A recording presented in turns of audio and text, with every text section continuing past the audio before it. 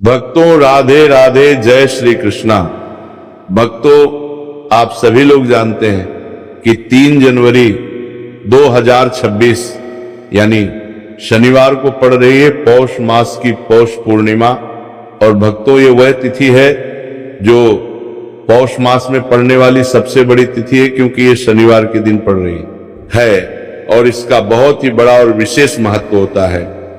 पूज्य पंडितों और गुरुजी ने कहा है कि अगर कभी भी मौका लग जाए और पौष महीने की पौष पूर्णिमा शनिवार को पड़ जाए तो आप लोगों को 3 तुलसी पत्ते वाला उपाय तो अवश्य ही करना चाहिए।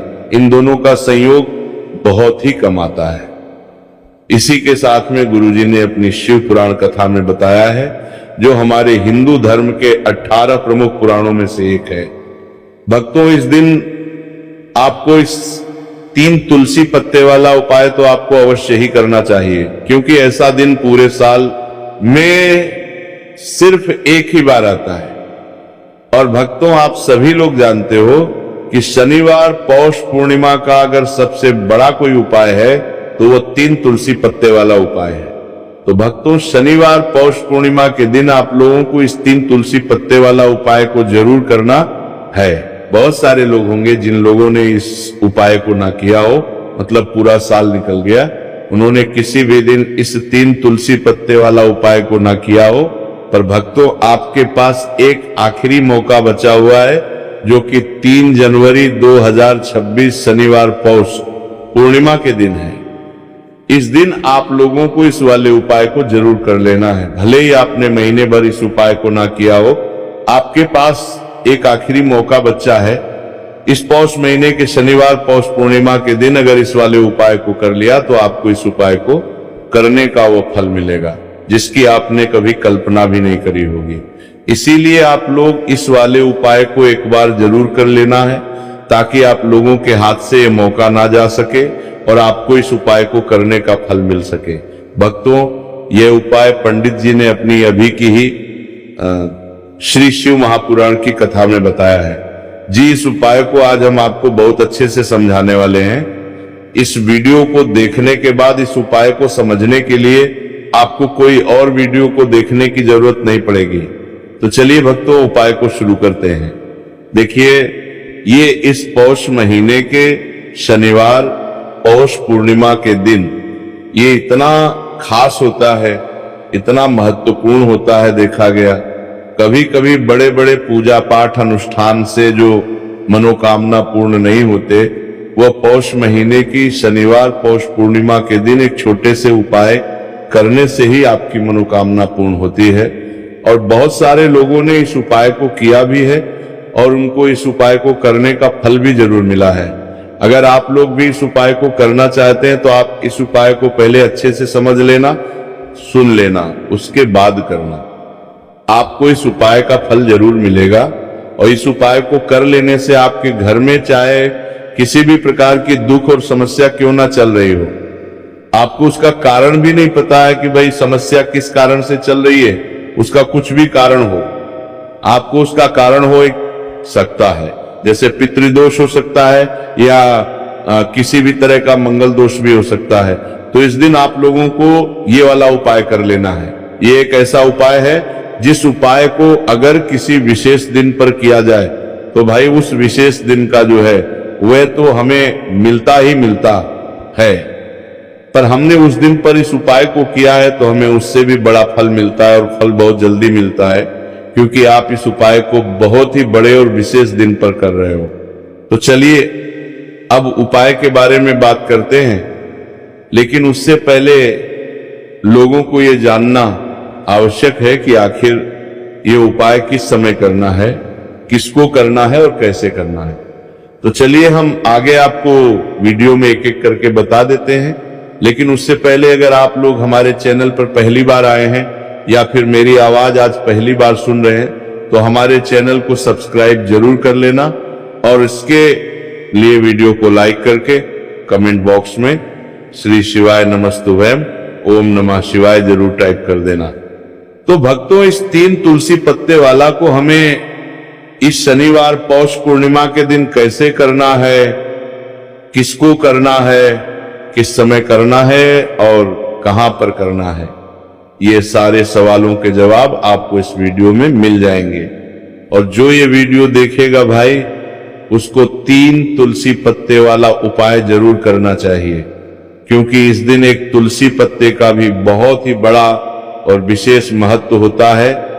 और जब बात आ जाए 3 तुलसी पत्ते वाला उपाय की, तो ये सोने पर सुहागा वाली बात हो जाती है और ये बहुत ही बड़ा हो जाता है इस शनिवार पौष पूर्णिमा का।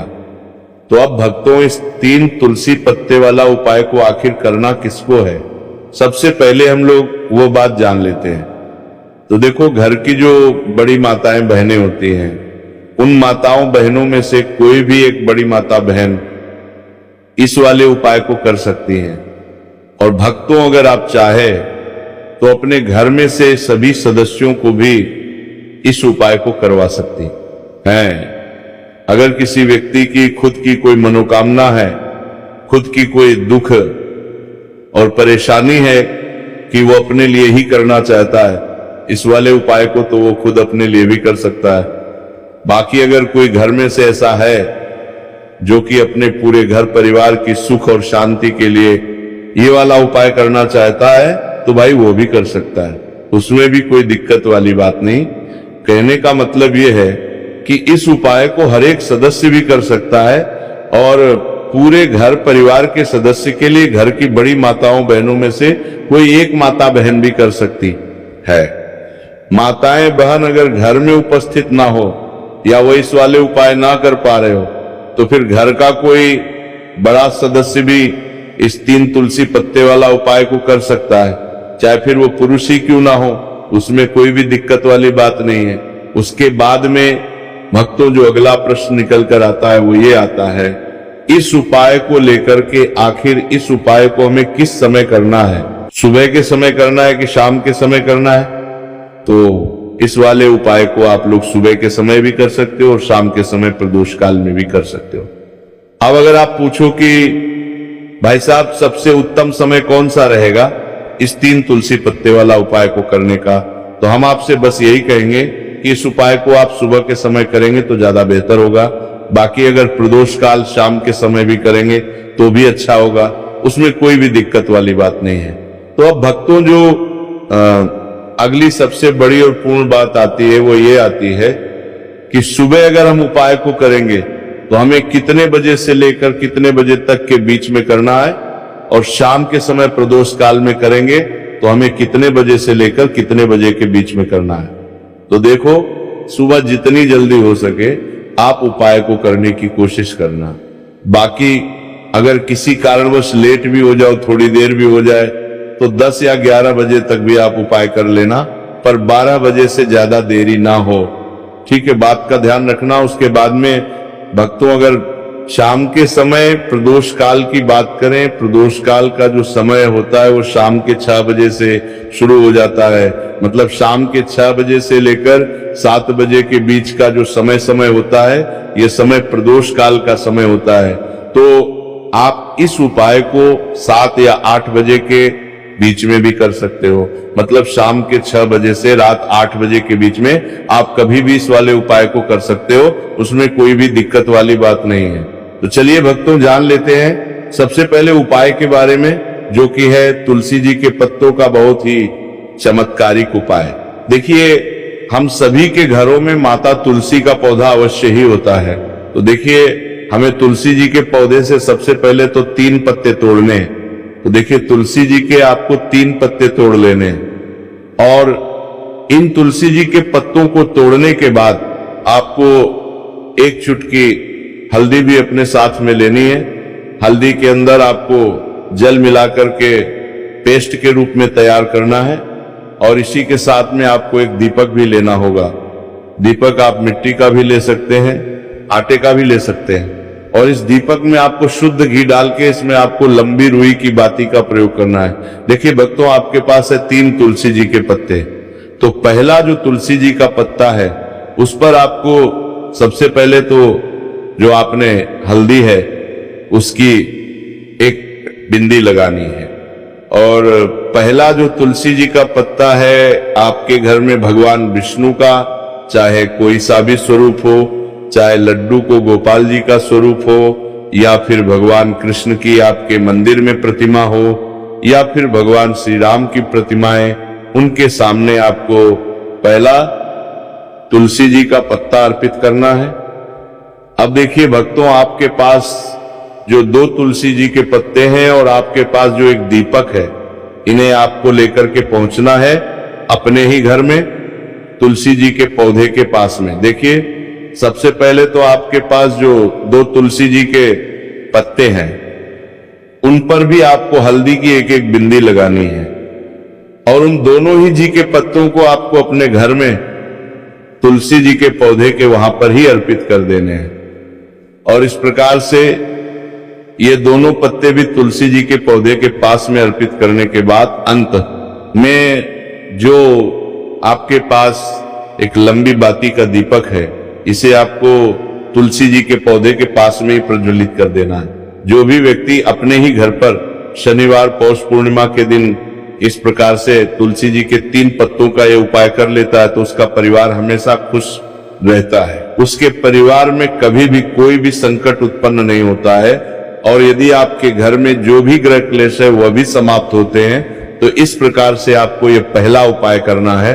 अब भक्तों हम जान लेते हैं दूसरे उपाय के बारे में। देखिए इस उपाय को करने के लिए भी आपको मात्र 1 लोटा शुद्ध जल लेना है तांबे के पात्र के अंदर, और इसी के साथ में आपको एक प्यारी सी और सुंदर सी बेलपत्र ले ली है। बेलपत्र है वो कहीं से भी खंडित नहीं होनी चाहिए, इस बात का ध्यान रखना है। बेलपत्र यदि आपको प्राप्त नहीं हो पाती है तो आप शिवलिंग पर चढ़ी हुई बेलपत्र को पुनः शुद्ध जल से धो करके उसका उपयोग कर सकते हैं। देखिए इस उपाय को आप सुबह से लेकर के शाम तक किसी भी समय में कर सकते हैं। देखिए मंदिर पहुंचने के बाद सबसे पहले तो आपके पास जो अपनी हथेली में रखना है, और आपको कुंडकेश्वर महादेव से प्रार्थना है कि मेरे शरीर में या फिर मेरे परिवार के सदस्य के शरीर में कोई भी भारी रोग हो चुका है जिसमें उसे आराम नहीं मिल पा रहा है, डॉक्टरों को लगातार दिखा रहे हैं, दवाओं का लगातार सेवन कर रहे हैं, लेकिन बीमारी में आराम नहीं मिल पा रहा है। हे मेरे कुंडकेश्वर महादेव, मुझे अपनी बीमारी में आराम दिलाने की कृपा करें। इस प्रकार से आपको कामना करते हुए ये जो एक बेलपत्र है, इसे आपको माता अशोक सुंदरी वाले स्थान पर अर्पित करनी है। देखिए माता अशोक सुंदरी वाले स्थान पर जब भी आप ये बेलपत्र अर्पित करेंगे तो इसकी जो चिकनी साइड है वह शिवलिंग से स्पर्श रहेगी, और इसको आपको इस प्रकार समर्पित करना है कि जो इसकी डंडी है वह शिवलिंग की तरफ रहेगी और इसका जो पट्टी वाला भाग है वह जलाधारी की ओर रहेगा। इस प्रकार से आपको ये एक बेलपत्र शिवलिंग पर अर्पित करनी है। इसके बाद आपके पास जो एक लोटा जल है उसे आपको सबसे पहले माता अशोक सुंदरी वाले स्थान पर अर्पित करना है। देखिए आपको शिवलिंग के ऊपर जल अर्पित नहीं करना है, पूरा ही जल आपको धीरे धीरे जहां आपने बेलपत्र अर्पित की थी उसी के ऊपर आपको अर्पित करना है। जल को अर्पित करते समय लगातार आपको कुंडकेश्वर महादेव का स्मरण करते रहना है। देखिए जैसे ये जल जलाधारी से होकर के बह करके आएगा तो इसे आपको थोड़ा सा किसी भी खाली पात्र में झेलने हैं और इस जल को आपको महादेव से यानी कि कुंडकेश्वर महादेव से औषधि स्वर प्राप्त कर लेना है और इसे आपको अपने घर लेकर के आ जाना है। अब देखिए इस जल का आपको आचमन करना है, या तो आप बीमार है तो आपको इस जल का आचमन करना है, या फिर घर का कोई भी सदस्य बीमार है तो उसे आपको कुंडकेश्वर महादेव का स्मरण करवाते हुए इस जल का आचमन करवा देना है। पूज्य गुरु जी ने बताया है कि जो भी व्यक्ति इस उपाय को 5 दिन 60 दिन इस प्रकार से कर लेता है तो उसकी जो बड़ी से बड़ी बीमारी है वह समाप्त होती है। देखिए अब हम जान लेते हैं तीसरे उपाय के बारे में। देखिए ये जो उपाय है विशेषकर उन लोगों को करना चाहिए जो बहुत ही अधिक बीमार पड़ते हैं, यानी कि आपके घर में जितनी भी कमाई होती है वह सभी बीमारी में खर्च हो जाते हैं, या फिर आपके घर में ऐसा कोई भी व्यक्ति है जो बहुत अधिक गुस्सा करता है जिससे बहुत ही अधिक क्लेश आता है, तो उसके लिए भी आप ये उपाय कर सकते हैं। तो देखिए, इस उपाय को करने के लिए आपको गिन करके गुड़ के 7 टुकड़े लेने हैं। गुड़ के आपको 7 टुकड़े लेने हैं। देखिए, आपके घर में जो व्यक्ति बहुत अधिक बीमार रहता है या फिर कोई व्यक्ति बहुत अधिक गुस्सा करता है, तो आपको ये जो 7 गुड़ के टुकड़े हैं अपने सीधे हाथ में रखना है और उस व्यक्ति के ऊपर से आपको घड़ी की दिशा में 7 बार सर से लेकर के पैर तक उतार लेने हैं। यानी कि उस व्यक्ति के सर से लेकर के पैर तक आपको इन गुड़ के टुकड़ों को 7 बार घड़ी की दिशा में घुमा लेना है। अब देखिए, इन गुड़ के टुकड़ों को बाहर घुमाने के बाद आपको लेकर के सीधे पहुंचना है भगवान शिव के मंदिर आपके घर में। यदि शिवलिंग है तो वहां पर भी आप इस उपाय को कर सकते हैं या फिर मंदिर में भी इस उपाय को कर सकते हैं। अब देखिए, आपके हाथ में जो 7 गुड़ के टुकड़े थे जिन्हें आप मंदिर लेकर के आए थे, उन्हें आपको शिवलिंग के ऊपर रखना नहीं है। केवल शिवलिंग के ऊपर आपको 7 बार घुमाना है और जब भी आप ये गुड़ के टुकड़े घुमाएंगे तब आप कल्याण साबर महादेव का बहुत ही सुंदर सा नाम लेना है। गुड़ के टुकड़ों को इस प्रकार से घुमाने के बाद आपको महादेव से प्रार्थना करनी है कि हे मेरे महादेव, कि ये जो मेरे परिवार का व्यक्ति है बहुत अधिक बीमार रहता है, बहुत अधिक बीमार रहता है, बहुत अधिक गुस्सा करता है, क्रोध करता है, हमेशा चिड़चिड़ा रहता है। आप इस प्रकार की जो समस्याएं हैं उन्हें दूर करें और इसके बाद आपको ये जो गुड़ के टुकड़े हैं 7, इन्हें अपने घर लेकर के आ जाना है और एक एक गुड़ का टुकड़ा आपको प्रतिदिन जो व्यक्ति बीमार है या फिर जो बहुत अधिक गुस्सा करता है उसे खिला देना है। उस व्यक्ति का जो भी क्रोध है, गुस्सा है, वो हमेशा के लिए शांत हो जाएगा। इस प्रकार से आपको ये उपाय करना है। देखिए, गुरुजी ने बताया है कि जो भी व्यक्ति इस उपाय को इस प्रकार से शनिवार पौष पूर्णिमा के दिन या फिर आने पंचमी की तिथि पर कर लेता है तो महादेव और माता रानी की कृपा से उसकी जो भी मनोकामना है वह निश्चित ही परिपूर्ण हो जाती है। तो भक्तों, ये थे पूज्य गुरुजी द्वारा बताए गए कुछ बहुत ही खास उपाय। अगर आपको जानकारी अच्छी लगी हो तो वीडियो लाइक करिएगा। मिलते हैं फिर एक नए वीडियो के साथ।